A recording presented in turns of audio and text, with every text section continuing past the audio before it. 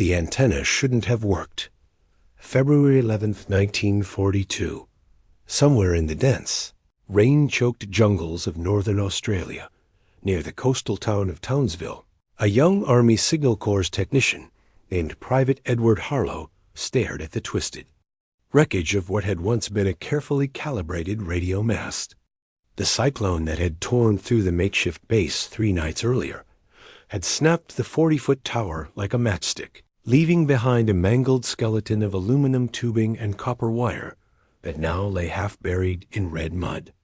The air smelled of eucalyptus and diesel fuel, and the humidity was so thick it seemed to coat the lungs with every breath. Harlow wiped sweat from his eyes and examined the damage with a kind of quiet desperation that had become familiar to American forces in those early, dark months of the Pacific War. Around him, the jungle hummed with cicadas and unseen birds. Indifferent to the fact that thousands of miles away, Japanese forces were sweeping across the Pacific with terrifying speed, and that this broken antenna might have been the only thing standing between Allied commanders and complete strategic blindness. The equipment was Army property, cataloged and accounted for, but there were no replacement parts. There was no time to requisite new materials from San Francisco or Brisbane.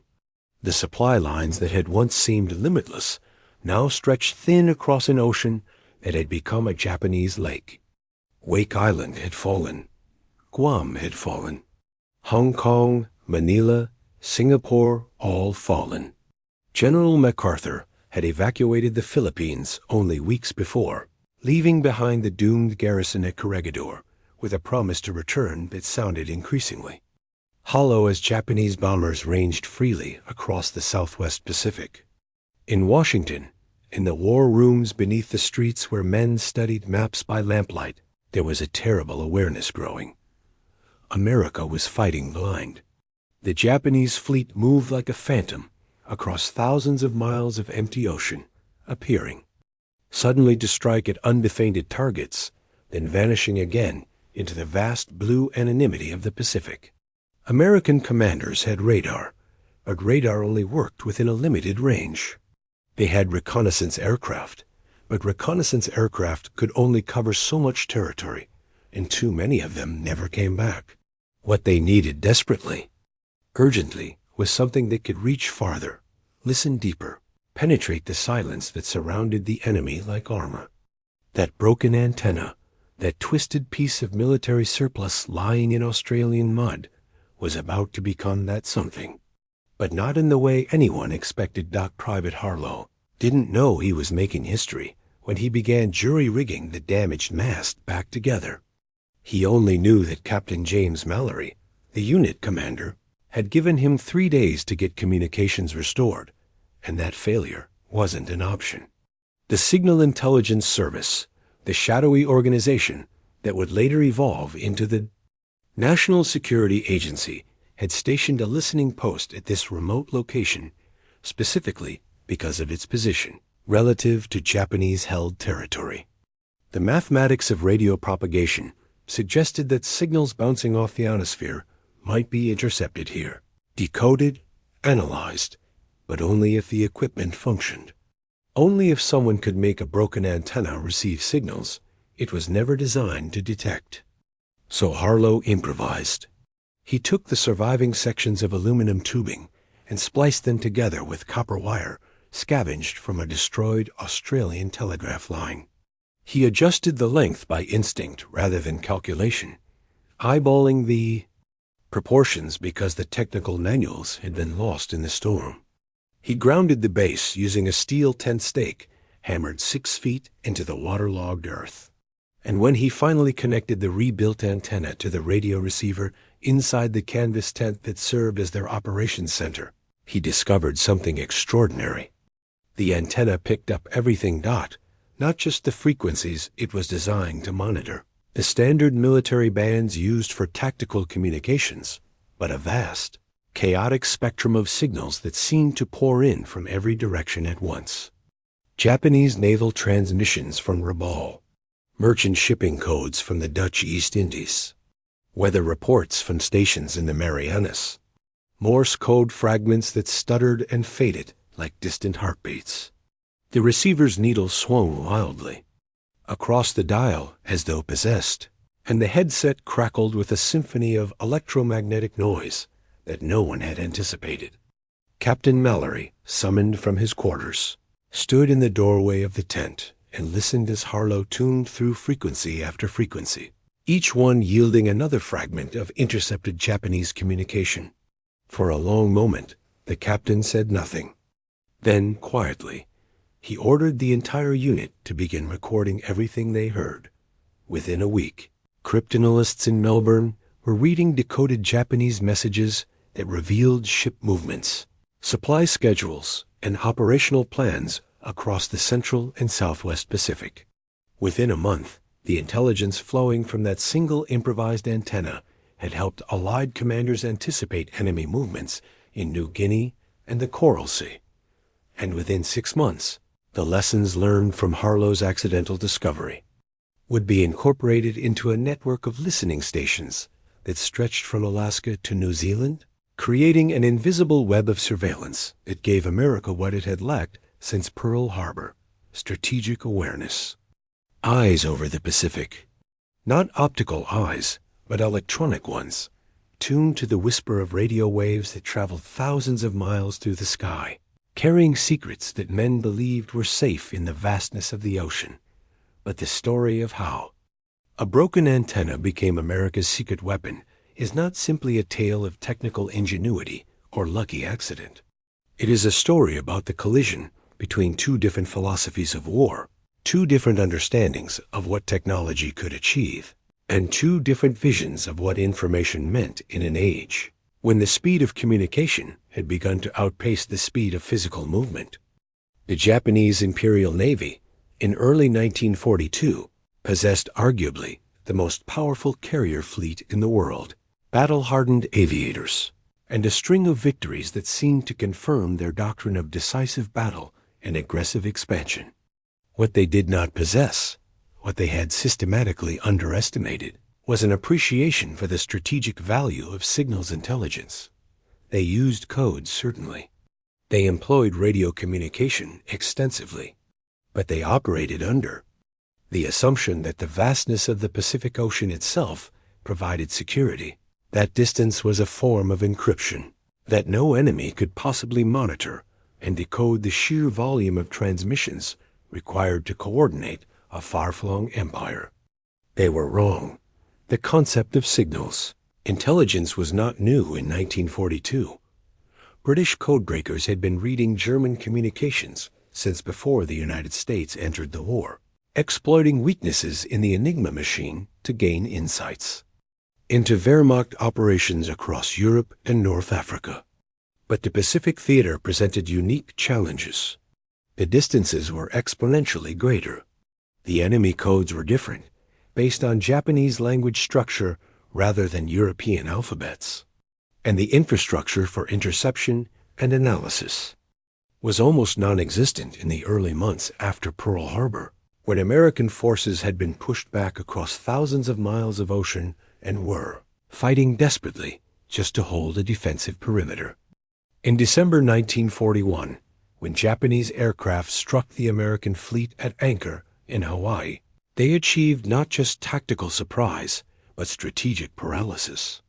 The Pacific Fleet's battleships, symbols of American naval power, lay burning and capsized in the shallow waters of Pearl Harbor, and the psychological impact reverberated across the United States. In the immediate aftermath, American war planners faced a terrifying question.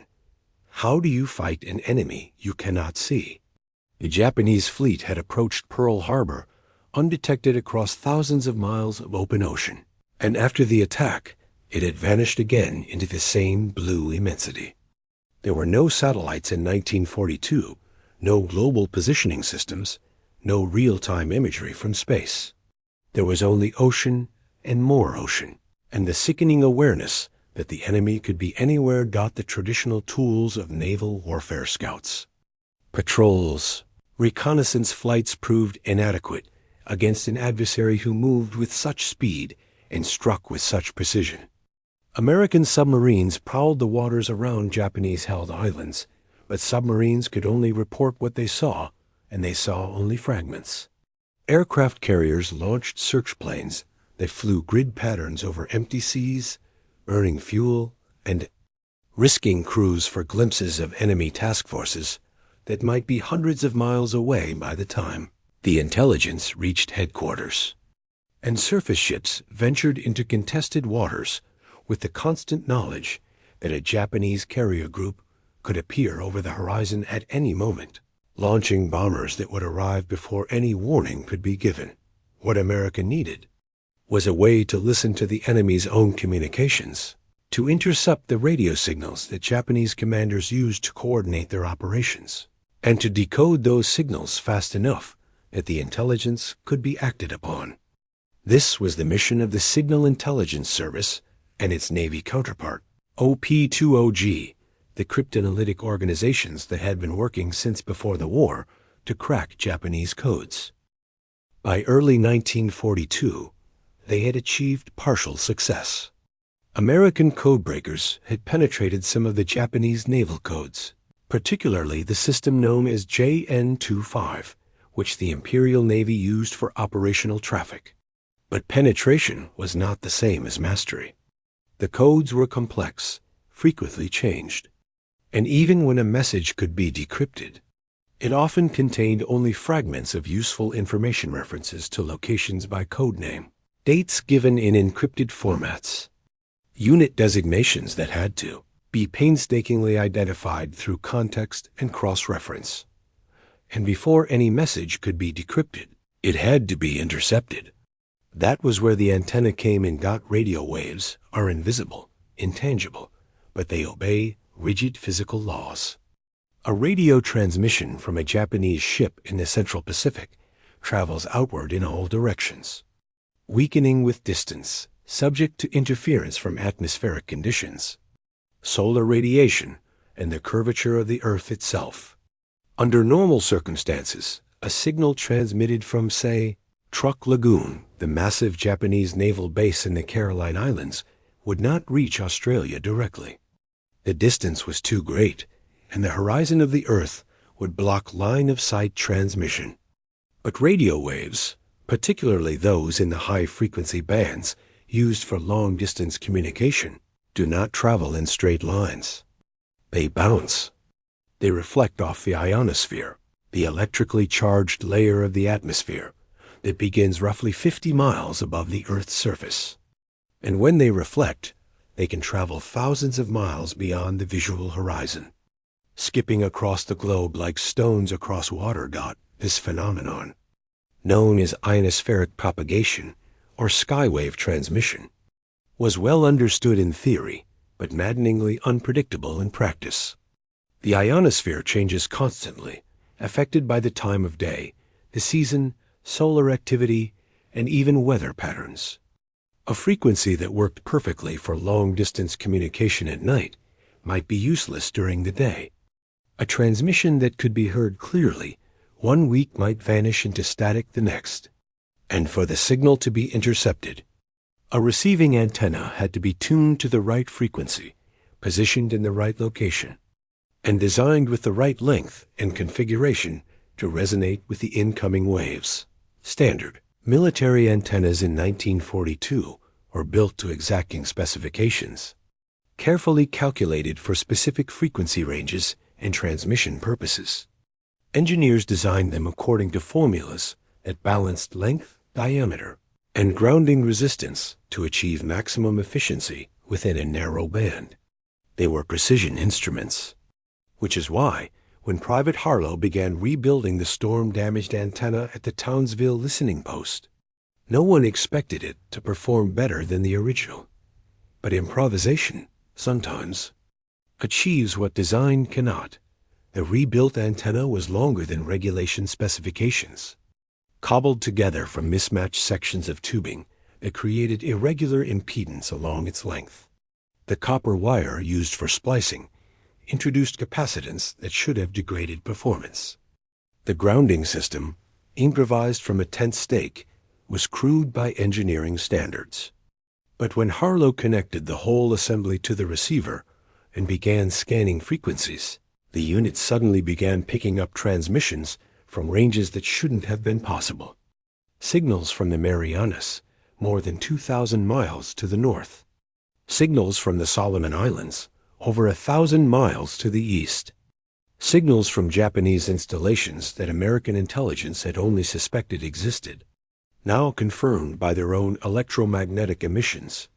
What Harlow had accidentally created was a wideband antenna receiving system that, because of its irregularities and imperfections, resonated across a much broader spectrum than a properly designed antenna would. It was inefficient in the classical engineering sense, but inefficiency turned out to be an advantage.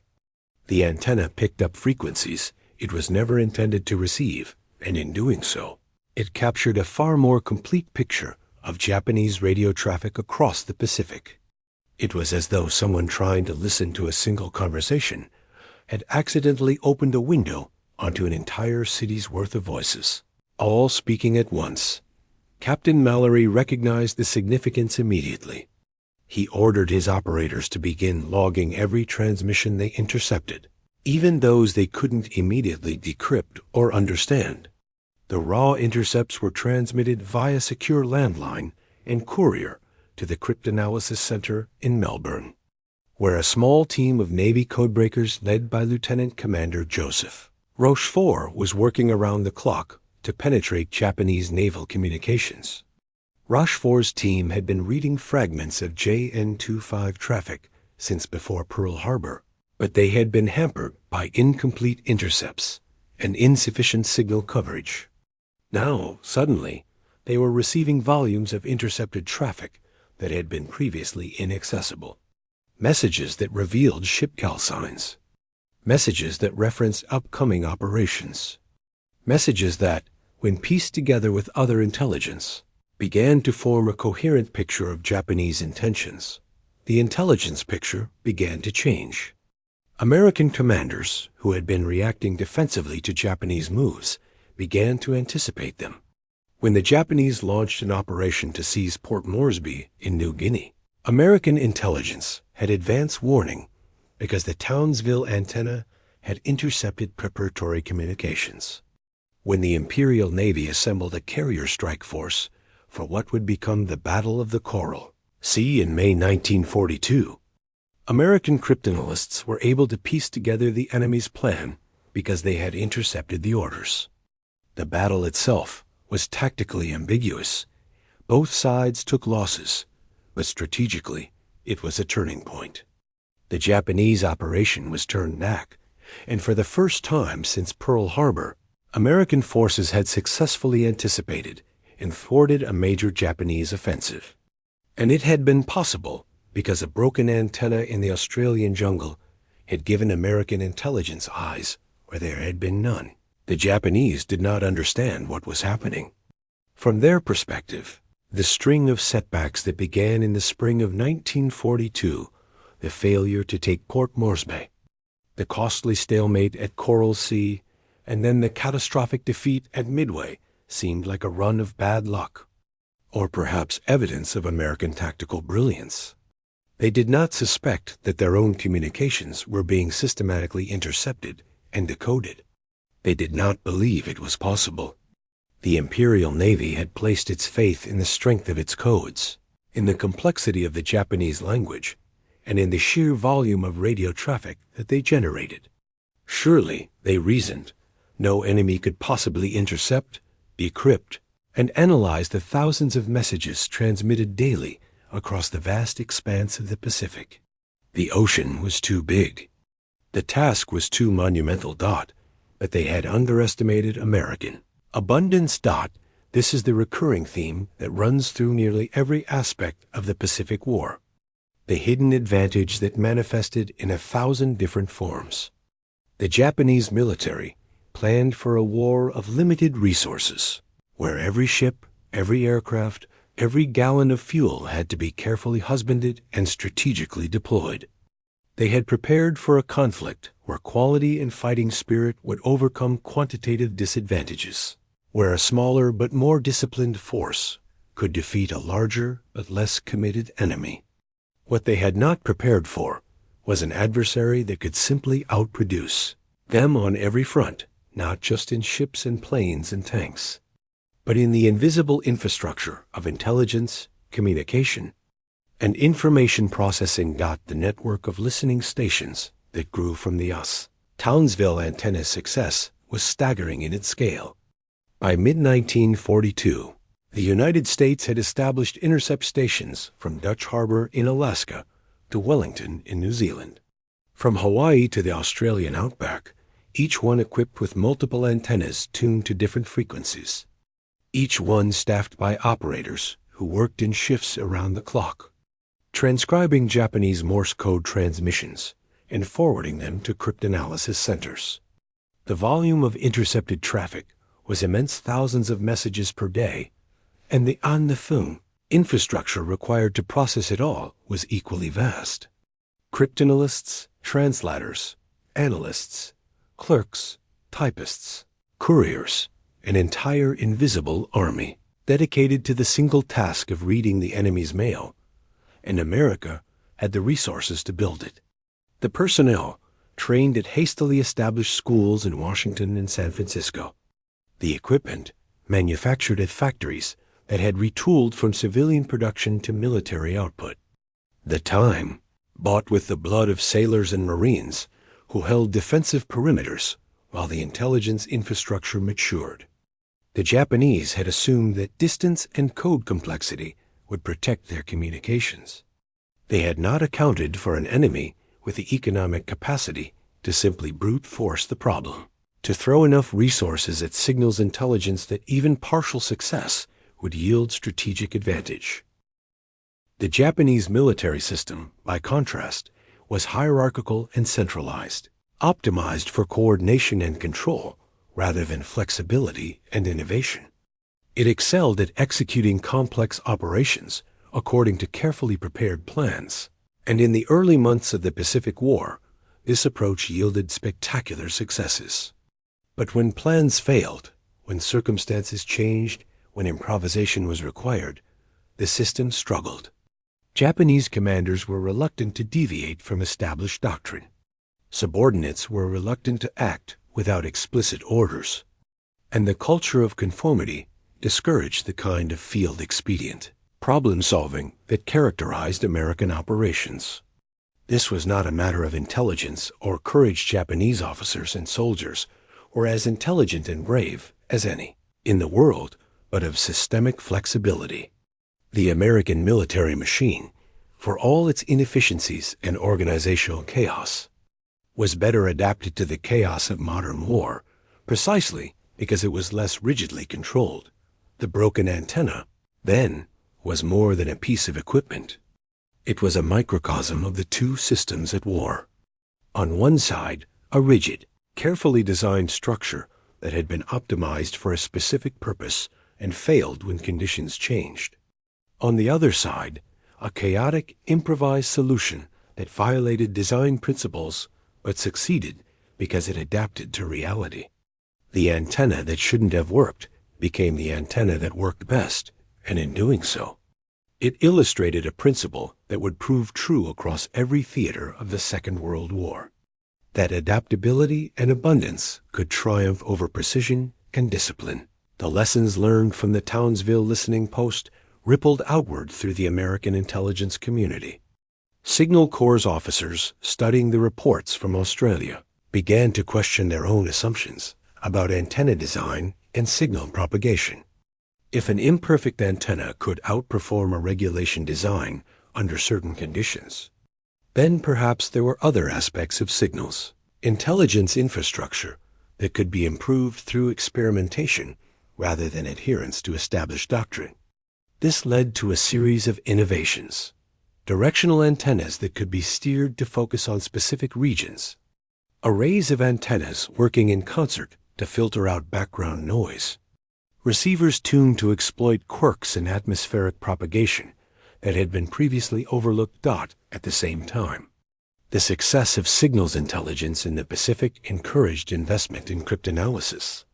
The Navy expanded its code-breaking operation recruiting mathematicians, linguists, and chess champions, anyone with a talent for pattern recognition and logical reasoning. The Army did the same, establishing training programs that turned college graduates into cryptanalysts in a matter of months. By 1943, the combined Allied signals intelligence effort employed tens of thousands of personnel, processing hundreds of thousands of intercepted messages, and producing intelligence reports that informed everything from submarine deployments to strategic bombing campaigns, and all of it traced back, in some measure, to that moment in February 1942 when a young technician decided to splice together a broken antenna with copper wire and see what happened. The decision had been made out of necessity, without any awareness of its strategic implications, but it had set in motion a chain of events that fundamentally altered the balance of power in the Pacific. Information became a weapon, and the side that wielded it most effectively gained an advantage that persisted long after the war ended. The broader strategic context of 1942 makes this achievement all the more remarkable. In the spring of that year, the Allied position in the Pacific was desperate. The Philippines had fallen. Burma was falling. Australia itself seemed threatened by Japanese advances into New Guinea and the Solomon Islands. In Europe, German armies were advancing deep into the Soviet Union, and the outcome of the war hung in a precarious balance. Against this backdrop of catastrophe, the quiet work of signals intelligence operators in remote listening posts might have seemed insignificant. But in fact, it was these operators, these anonymous technicians and cryptanalysts and radio intercept specialists who were providing the intelligence foundation for eventual Allied victory. The Japanese, meanwhile, continued to fight with courage and skill, but they were fighting blind in ways they did not fully comprehend. Their commanders made decisions based on incomplete information, guessed at American intentions, and assumed that the vastness of the Pacific Ocean provided a cloak of secrecy. They did not realize that every radio transmission they made was being intercepted, logged, and analyzed by an enemy who had learned to turn the ocean's emptiness into a listening field. The very size of the Pacific, which Japan had counted on as a defensive advantage, became a liability once the Americans built the infrastructure to monitor it electronically. Distance no longer provided security. Silence no longer provided cover. The invisible web of radio waves that connected Japanese bases and ships across thousands of miles had become transparent to an enemy who knew how to listen.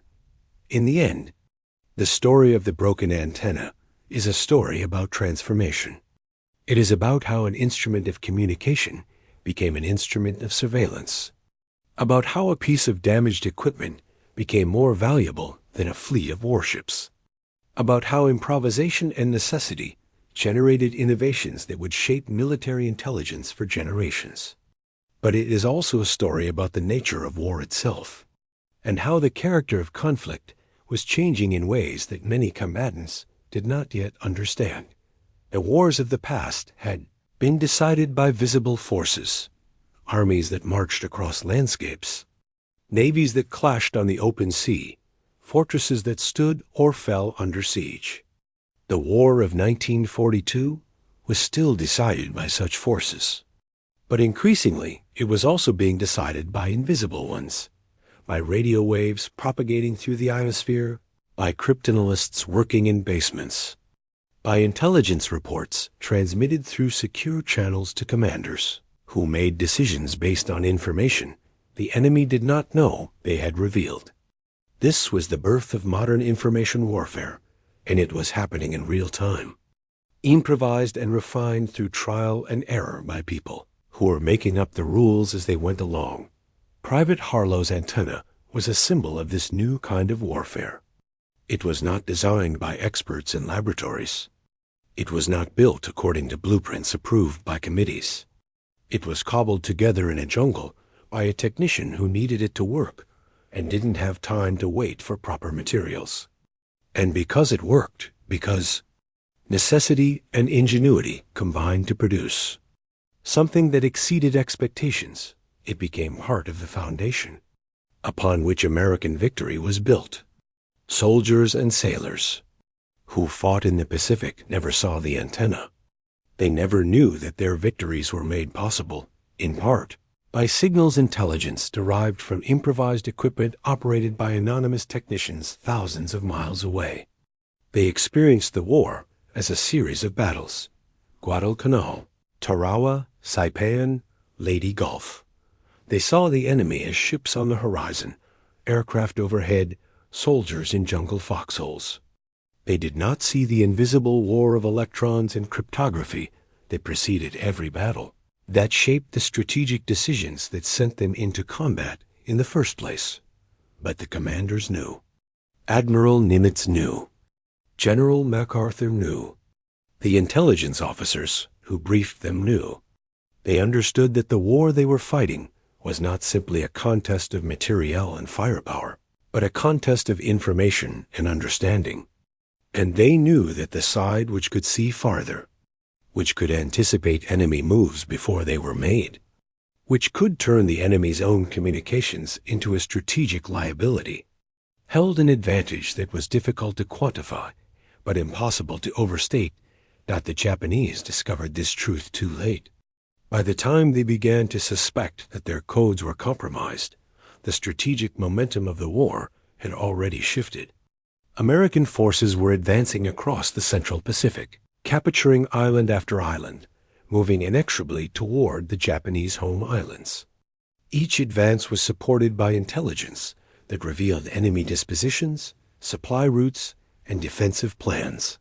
Each battle was informed by intercepted communications that gave American commanders insights into Japanese intentions. And each victory reinforced the lesson that information, in modern warfare, was as important as ammunition. The broken antenna had given America eyes over the Pacific. But more than that, it had given America a glimpse into the future of warfare, where victory would belong, not just to the side with the most firepower, but to the side with the clearest vision, the deepest understanding, the most comprehensive awareness of the battle space. This was the legacy of Private Harlow's improvisation, not just a technical achievement, but a conceptual revolution that would shape military strategy for the remainder of the 20th century and beyond. In the quiet decades after the war, as veterans returned home and the Pacific theater faded into memory, the classified story of signals intelligence remained locked away in government archives. The men and women who had worked in the listening posts, who had transcribed endless streams of Japanese Morse code, who had labored over code tables and frequency logs, kept their silence. They had been sworn to secrecy, and they honored that oath even as the world moved on, and the battles they had helped win became history. The antenna itself, that improvised assembly of aluminum and copper wire, was long gone, dismantled, scrapped, forgotten. But its influence persisted in the infrastructure of intelligence that grew from its accidental success. The National Security Agency, established in 1952, inherited the mission and methods pioneered by the Signal Intelligence Service in World War II, the global network of listening stations, the sophisticated cryptanalysis capabilities, the integration of signals intelligence into military and diplomatic decision-making. All of these traced their lineage back to the improvised efforts of 1942, when a broken antenna in the Australian jungle became the starting point for a revolution in how America understood and prosecuted war. The technologies changed, evolved, became more sophisticated, but the fundamental principle remained the same: that information, carefully gathered and skillfully analyzed, could provide strategic advantages that no weapon system could match. And perhaps that is the final lesson of the broken antenna, that the most powerful weapons are not always the most obvious ones. That victory in war depends not just on the courage of soldiers or the strength of ships, but on the intelligence and adaptability of the systems that support them. That's sometimes the difference between triumph and defeat comes down to a single decision made by a single individual in a moment of necessity. Technicians standing in the mud, looking at a broken antenna and deciding to try something that wasn't in the manual. February 11th, 1942. The antenna shouldn't have worked. But it did. And in working, it changed the course of the war, gave America eyes where there had been blindness, and proved that in the chaos of conflict, improvisation and abundance could triumph over precision and discipline. The signal that traveled from that antenna, bouncing off the ionosphere and carrying Japanese secrets across thousands of miles, was more than just electromagnetic radiation. It was a message from the future, a whisper of the kind of war that was coming. A war where information would be power, and where the side that could listen most carefully would hold the advantage. The jungle hummed with cicadas. The rain continued to fall, and in a canvas tent in northern Australia, a receiver crackled with voices from across the Pacific. Voices that did not know they were being heard. Voices that were revealing the plans and movements of an empire that believed it was fighting in silence. The broken antenna listened, and in listening, it won the war.